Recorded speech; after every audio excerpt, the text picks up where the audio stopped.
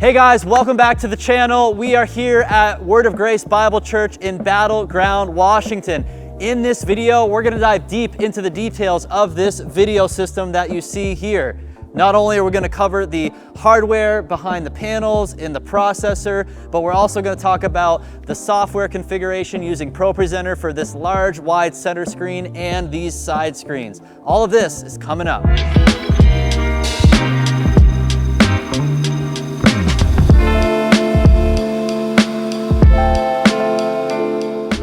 Welcome to Word of Grace Bible Church here in Battleground, Washington. Check out this Altitude LED system that we recently installed here. The large center screen is 39 feet wide by about 10 feet tall. And then we've got the side screens, which are 15 feet wide by 8 feet tall. So that's kind of the quick rundown of the specs of the screens themselves, the panels. You can get the perspective of what it's like here as a congregant, as a viewer here in the room.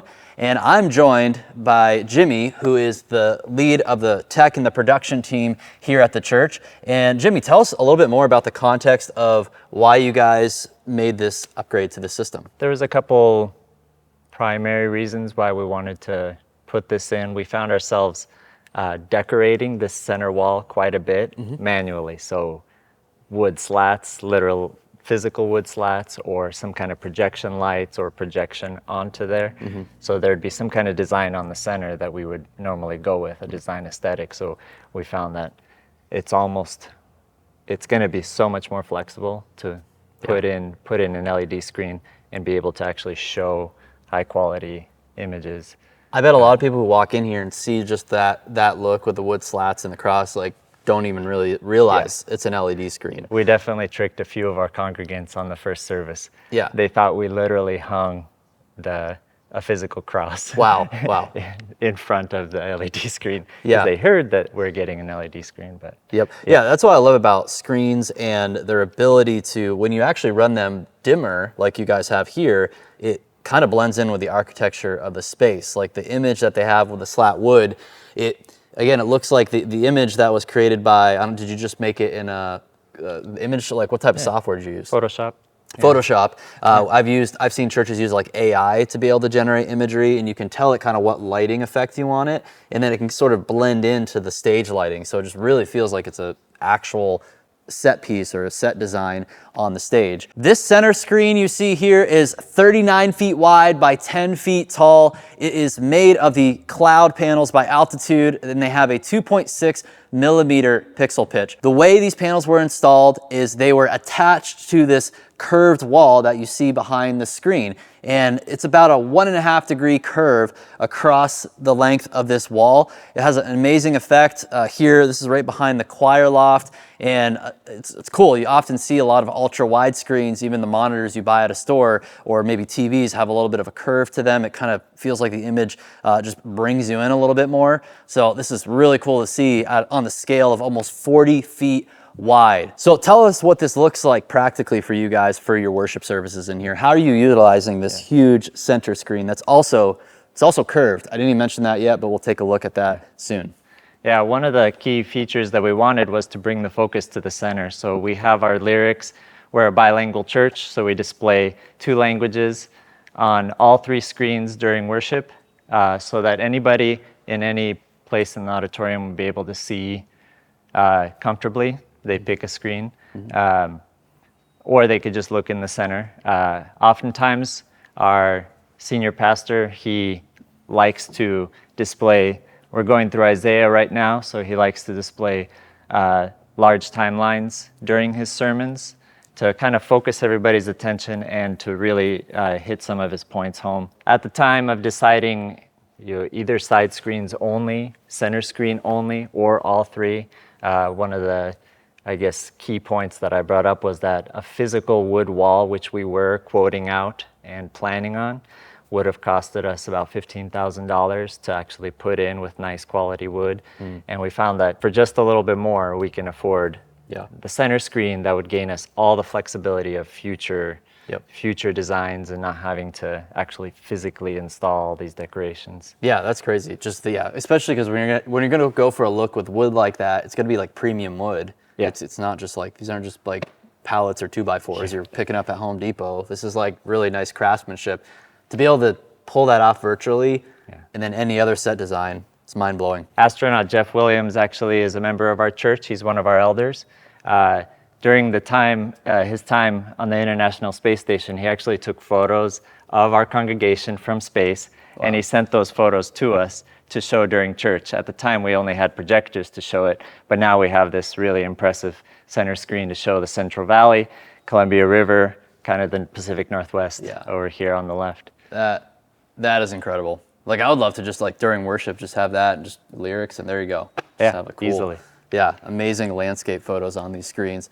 So what are you guys doing on the side screens again? During a sermon, for example, we'll have a static image in the center, but then we'll also show bilingual sermons, the sermon slides on each side. So one side will be English, one side will be Russian. Nice. Just to be able to accommodate the different people that are here in this bilingual community we have. Oh, cool. So yeah, you've got this Isaiah passage in English over there. Yep. We got a Russian over here. Yeah.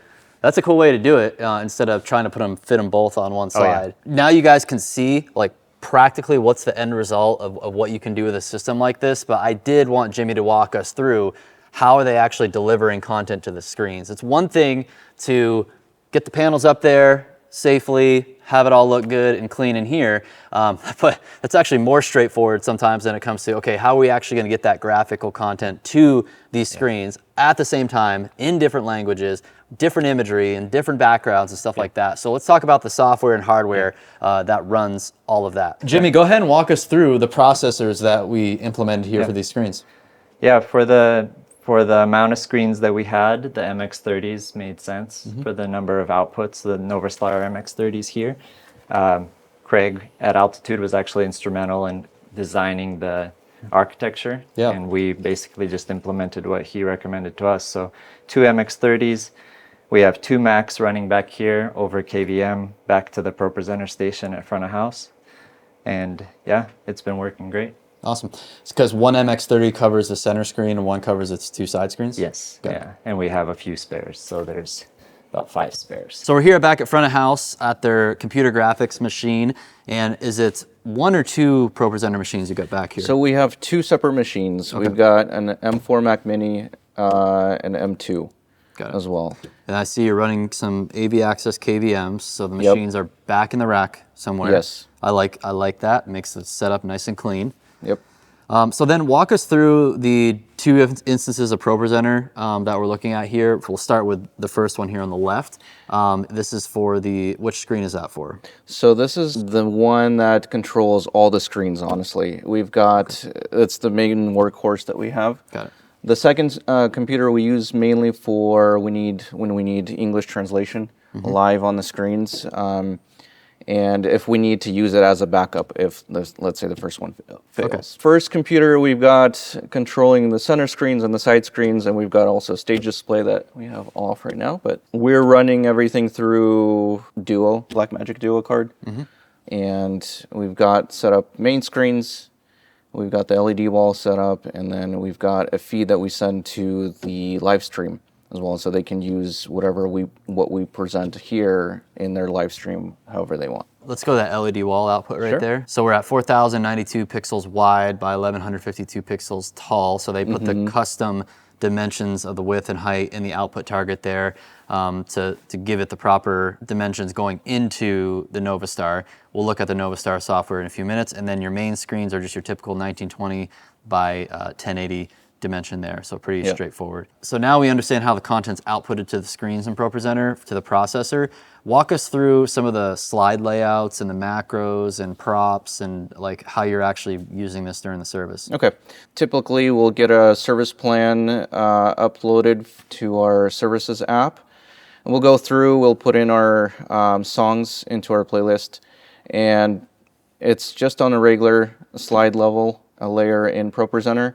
What we do for the middle screen, we'll use the announcement layer for the middle screen, just so to kind of separate it from if we want to clear the slides, it doesn't clear the background behind the pastor. Next thing is, so we have this main computer running all the lyrics, all the graphics.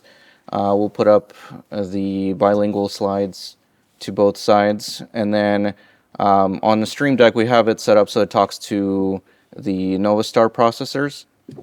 And so we can choose if we want the main computer to show outputs to both side screens, or if we want to use the second computer to output, either to the left or to the right sides as well. Cool. So the Stream Deck, are you using like Companion to talk to Yes. the Yeah, NovaStar, we've got the Companion MX30s? set up. Okay, cool.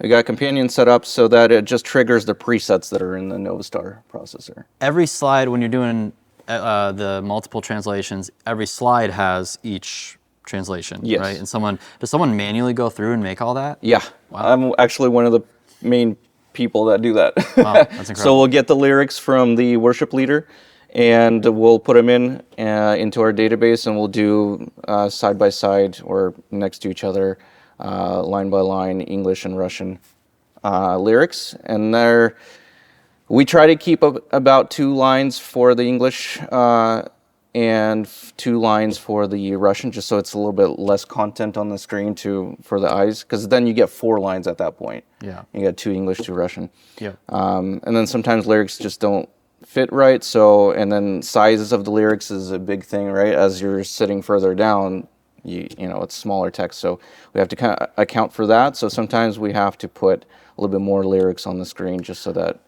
it's visible. So in the services, are people just singing the different languages at the same time? No. So in our Russian service, all the singers go through and only sing the Russian. And in the English service, we use the same exact slide, and they just sing the bottom portion of the song, which is in English. But everybody can see both of them. Yep. Okay, got it. And so because we do have English-speaking people that go to our Russian-speaking services, and most of the time the lyrics and the melodies are the same for both, for English version and the Russian version of the song. Yeah. So you can I've done it before too, where I just sing in English even though everybody around me is singing in Russian. Yeah, that's cool. So it's so you can from the stage they'll pick one language, but from the congregation you could have a blend of voices. That's cool. So multi-view, this is just gonna help the operator just see what we have on the main screen or on the center screen, and then what we have, just kind of some basic information for the stage display. So we usually will turn on a timer for the pastor, so he knows how long he's been preaching. They didn't really like the countdown because it's too stressful with the countdown, so they like to see how long they've been going, and just a little basic information, how long the video is playing, if there's a video up there, and then how many slides are remaining and what we're on, either what chorus or verse. Or how were you guys getting the English slide on that side and the Russian, English over there, Russian over there? How's that So that's happening? all done through the processors. Okay. And we have the main computer connected to one processor, and then the second computer connected to the same processor as input 2. Got it. So in the NovaStar software, right, we can then choose which input goes to which part of the screen, and I can show you the VMP Got software. it. So you're saying, like when I was seeing that, the English was coming from here? Yeah. Got it. So that's where I'm trying to help viewers understand, like when you really do need like a second ProPresenter machine and not just trying to put a bunch of stuff on the same instance of ProPresenter. Yeah. Because that, I really don't know. Maybe it's possible. It would just get really complex trying to run that type of thing in just one application of ProPresenter. It's a limitation of ProPresenter, right? Because then you have to create 2 separate outputs from that ProPresenter machine. Yeah. You got to tell it where it's going to go. It was just a lot easier to use a second computer to create, different slides or different content. In this case, we're just using a different translation. To get that content out there. So it's individual content. And the other thing is, so I link these 2 computers through the ProPresenter's networking function. Yeah, okay. And so they're linked. So if I am, as long as they're in the right playlist, right, and the song item is in the same spot, and so if I'm on the second computer, I can click on any of these slides. They correspond to the slides that are on this computer in a different playlist.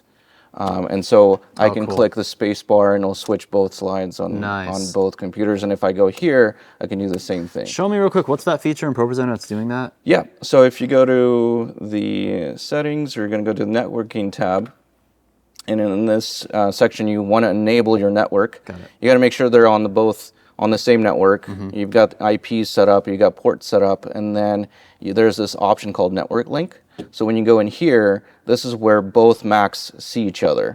And so when they're connected, it just shows connected there.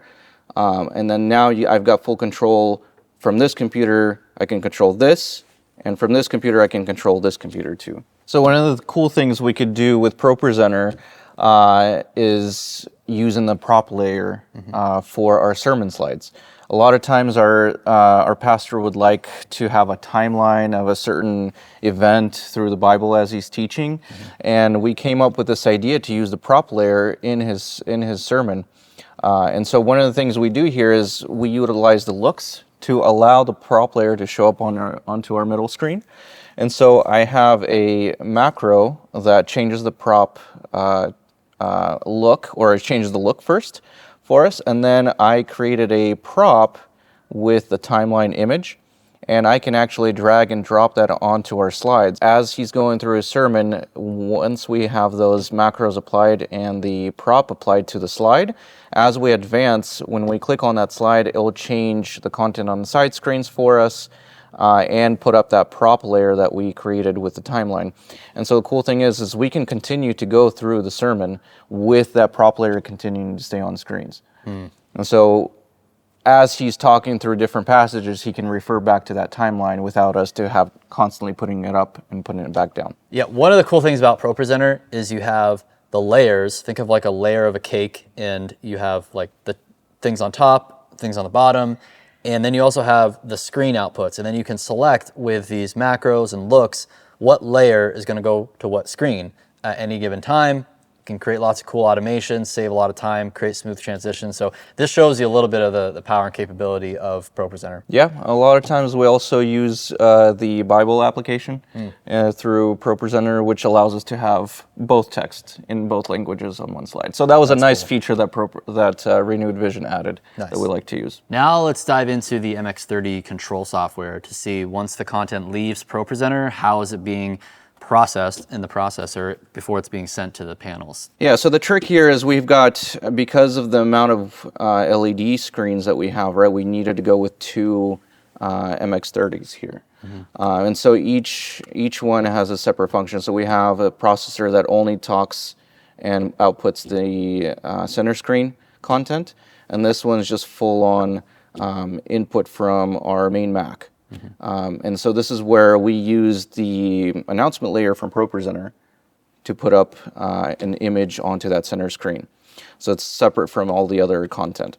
And then we've got the left and right hand side screens that take inputs from computer 1 and computer 2, and they just combine them all into one big field here. If I want to put up content here, so right now this is showing content from the main computer going to both sides. But if I want to switch my presets and now take input from our second Mac, all I have to do is either go to presets up here, or if I just use my Stream Deck to change the preset here, it takes about 5 seconds to switch, and now we've got both.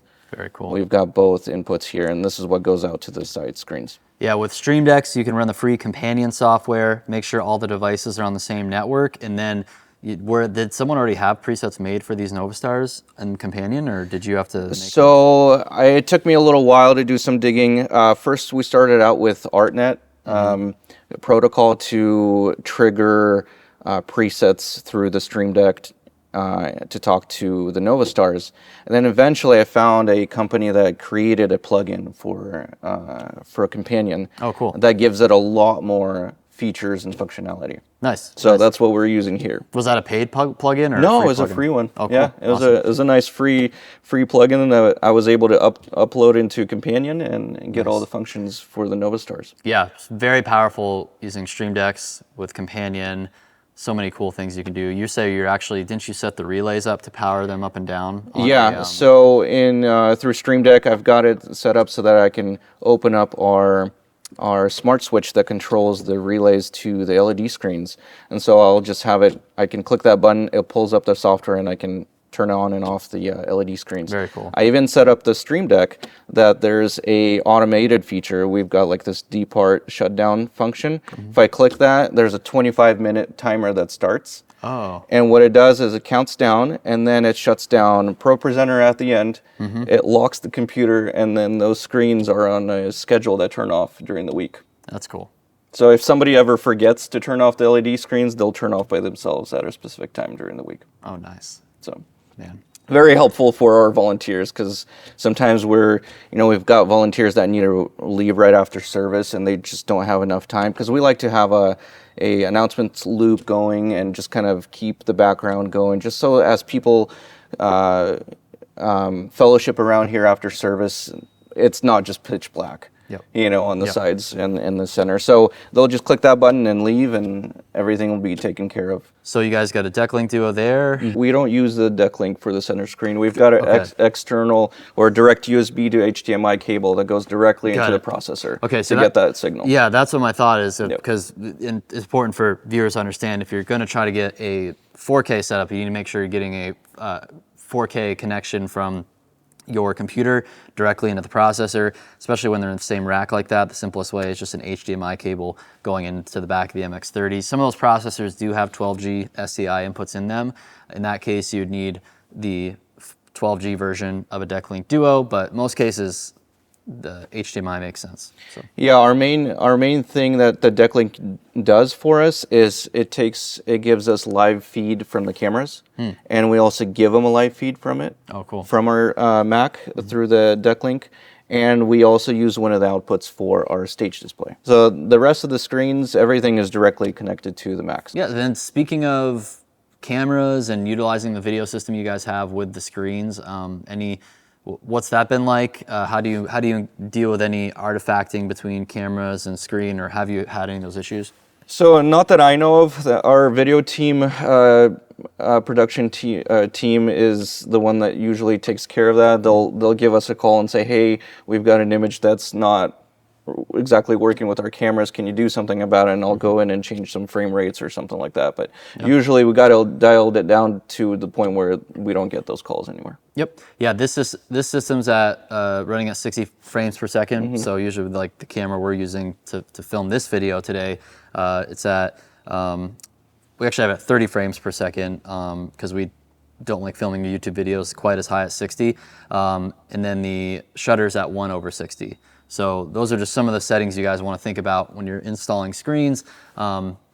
Usually 30 frames per second on a video camera plays well with 60 frames per second on your video displays. One of the great things you can do with a system like this is IMAG, or eye magnification, or image magnification, so that someone speaking up here, for the folks who are in the back of the room, if they want to see the presenter or someone on stage better, you're going to be able to see them blown up on the screens. So here is an Altitude LED side screen to my left and my right with the eye magnification. What's happening is the video signal is starting at the cameras and it's capturing me. It's sending the signal back to their video switcher. That video switcher is then sending it to the DeckLink Duo in the ProPresenter computer, which is then going into ProPresenter and then going back out the DeckLink Duo to the screens here. So it's quite the pathway for the signal to get from what you're seeing in real time from me on the stage to on the screens. But I'm actually pretty impressed with the amount of latency. I do know when the system's running at 60 frames per second, that helps reduce a lot of latency issues. When you have lower frame rates, you actually have more latency issues. So that looks pretty great, in my opinion, considering this is like you're running the signal through a ProPresenter machine to get it up onto the screens here. So very impressive, this setup. Here's a good just example of what IMAG could look like at your church with these types of screens. Let's talk about LED screen brightness. A lot of folks, when they get a new LED screen like the ones we have at Altitude, they're like, let's turn it up to like 100% brightness. It's going to blind everybody in the room. It is too bright. The screens behind me are actually at 10%. They specifically chose to go with dimmer settings in this room because it doesn't really look like an LED screen. It looks like it's a wood slat wall. That's the approach and how they wanted to use these screens at this church. A lot of installs we do, I recommend around 30 to maybe 35% brightness because you also need to consider, I'll come over here in the lighting, that the balance between your front lights and how much light is coming behind your subject on stage. If you don't have good front lighting, which many churches out there do struggle with proper key lights or front lights on their stage, and you put a bright LED screen behind the subject on stage, then the camera shot is not going to look good. It's going to be all blown out and all bright. The subject's going to be dark. So that's something you need to consider if your church is going to be installing an LED screen. Do you have good front lights? And then don't overdo the brightness on these screens.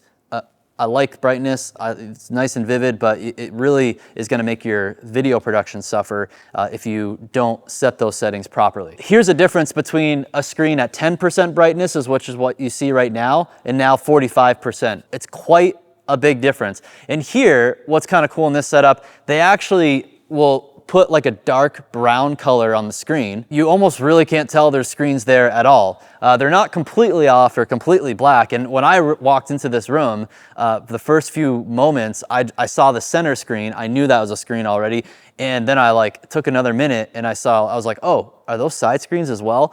So it's really cool how just using subtle colors like that on a very dim screen, it really helps it blend into the surroundings, and then you can turn up that brightness when you need it again. I hope you guys learned some helpful tips in this video. A huge thank you to Jimmy and Ed and the team here at Word of Grace Bible Church. And if you have any questions about deploying a new LED system at your church, do not hesitate to reach out to us at altitudeled.com. And don't forget to check out our free budgeting guide down below this video. It's completely free. It's gonna help give you some ballpark numbers to understand what it takes to deploy a system like the one behind me. Oh, look, they even put our Altitude logos on the screens. I didn't even notice that till now. So thanks for watching. Hit the like, share it with your friends. I'll see you next time.